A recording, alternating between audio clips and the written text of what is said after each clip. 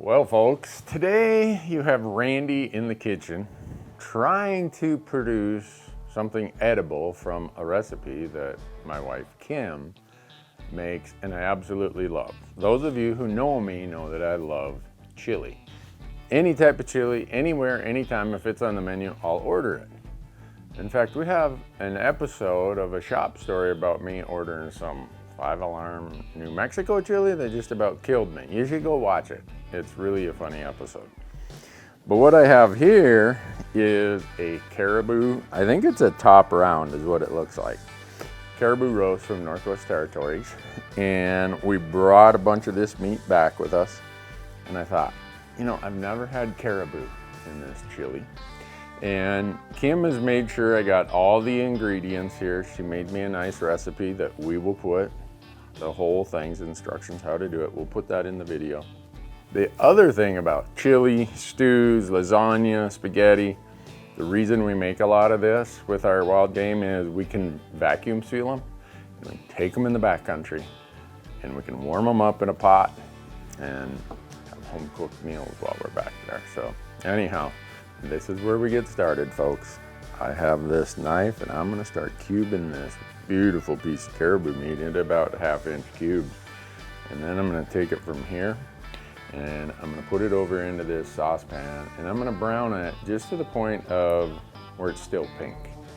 And then after that, I'm gonna combine all these ingredients in that pot, get that warm, add the meat. And then it's really simple. You mostly just stir this along the way until it's done. I mean, some of this is, you don't want to overcook it, right? Because it's wild game. Some people will take beef and they will take these little 1/2-inch cubes and they'll cook it to within an inch of its life. This is going to cook some while it's in the pot anyhow, so you don't have to overdo it once you get it cubed up. And see where we end up here. Some people say, what are you doing putting that in a chili? You should just be serving that. Got this all cubed up. Probably, I'd say a little more than the 3 or 3.5 pounds this calls for. I just turn the heat on here, a little bit of oil in the pan. And we're gonna put this meat in there and get it browned. I almost forgot this step. While you're finishing this up, you get some crushed dry red pepper and about, let's say, 1/2 teaspoon. I always overflow it. That way I know a bunch of them shake out. And then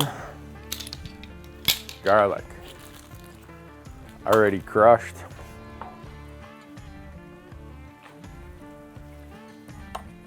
I'm sure there's a way you're supposed to do this with garlic, but the smell of garlic drives me nuts, so I act like I don't even want to touch it. So make sure you get the garlic and the red peppers in the last phase of the meat cooking, and then we'll be ready to move on to the next step. The recipe says to take this meat, put it in here, sprinkle all of these sauces over it, slowly add the broth. Now, a lot of people don't have broth, so I grabbed some beef broth. You might have other broth you've made. So that, and then here's some tomato sauce. So we're gonna add all of that into here and we're gonna put it over a very low heat and we're just gonna mix it until it's really well blended. And then we're gonna bring the heat way up, not to a boil, but bring it up. And then we're gonna put everything else in here and let it simmer for 30 minutes. So now I have the pre-made, can't mess it up. Kim took care of it so Randy doesn't screw things up, seasonings. And I'm gonna put those in here.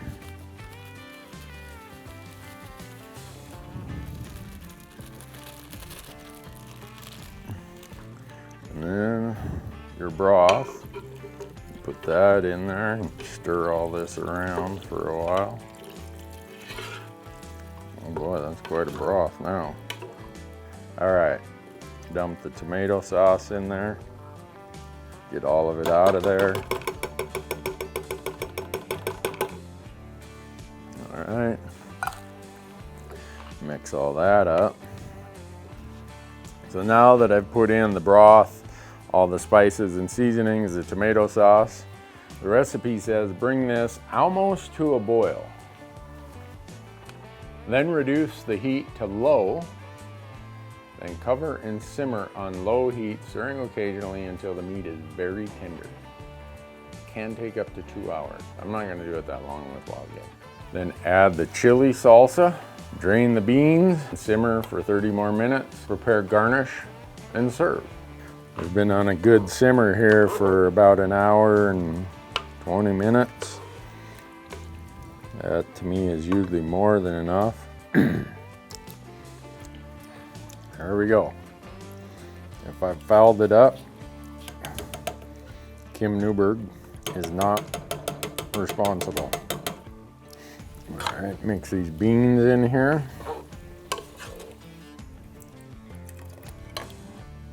Just got it on my shirt.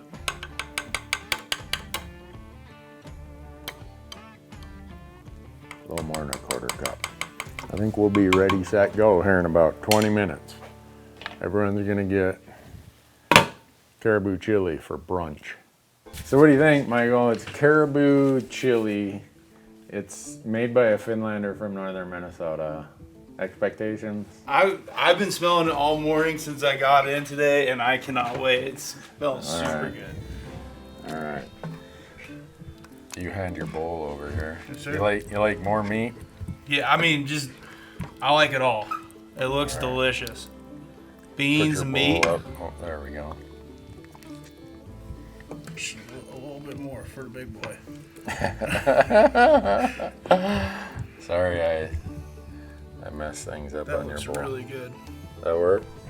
So you do all the pucky and everything, Oh huh? yeah, you got to. A little dollop. All right. Maybe a little bit more. Okay, Marcus is gonna take a photograph of all that.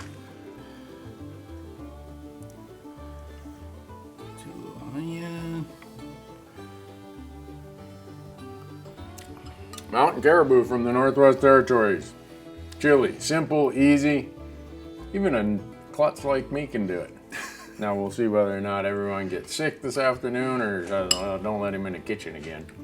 But anyhow, thanks for watching.